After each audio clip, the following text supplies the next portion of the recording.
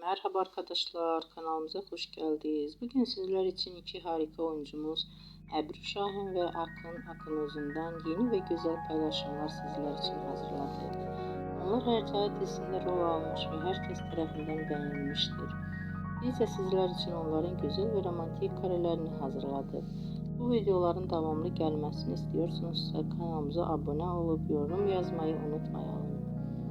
Hələlik bizden bu kadar.